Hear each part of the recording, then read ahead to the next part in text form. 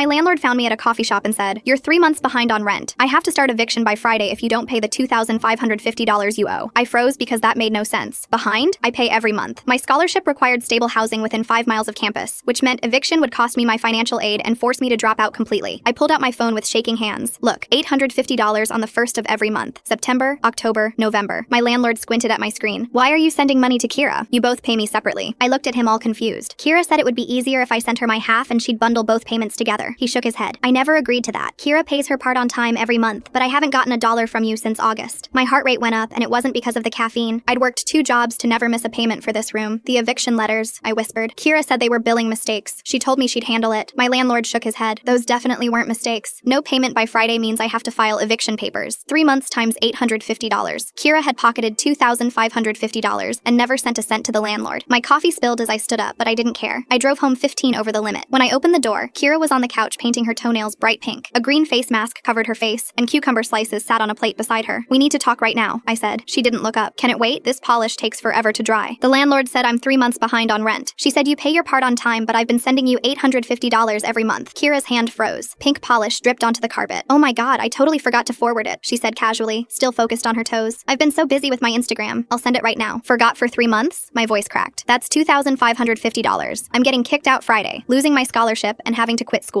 She sighed like I was being annoying. "It's not that serious. I had expenses come up. I was going to pay it back eventually." That's when I saw the shopping bags behind the couch. 3 bags with designer logos from stores I'd never entered. "What expenses? Those bags? Your Miami trip last month?" Kira shrugged and went back to her nails. "I needed a mental health break. College is stressful." My hands clenched into fists. "I've been eating ramen for every meal. I skipped my best friend's birthday because I couldn't afford it. I had panic attacks over those letters thinking I'd be homeless. Those nights flooded back, crying alone at 2 a.m. The shame of thinking I'd messed up. The fear of calling my parents to admit I was failing. And you knew," I continued. "You watched me fall apart and told me they were mistakes. You promised you'd handle it." Kira blew on her nails, looking bored. "I was going to fix it eventually." "Eventually?" I screamed. "I'm getting kicked out in 3 days." She rolled her eyes. "You're being dramatic. Just ask your parents for money." That's when I noticed the gold bracelet on her wrist. Delicate and expensive. My rent money turned into jewelry. I called the landlord right there. "I'm filing a police report," I said. "Kira stole my rent payments. I have Venmo proof." My landlord's voice turned serious. "Come to my office tomorrow morning with your records. Bring your roommate." Kira jumped up, knocking over the polish bottle. Pink liquid spread across the carpet. "You're seriously calling the cops? You stole $2,550 from me and almost destroyed my future," I said coldly. "What did you expect?" The next morning, we sat in my landlord's office. Kira's parents were on speakerphone. Her mother was crying. "She'll pay everything back," her father said. "Please don't call the police." My landlord wouldn't back down. "Your daughter committed theft and almost cost my tenant her education. I'm ending her lease immediately. She has 48 hours to leave." Kira was crying, mascara running down her face in black streaks. But I felt nothing except cold relief. She lost her apartment that week, but I kept her designer bags. I never spoke to her again.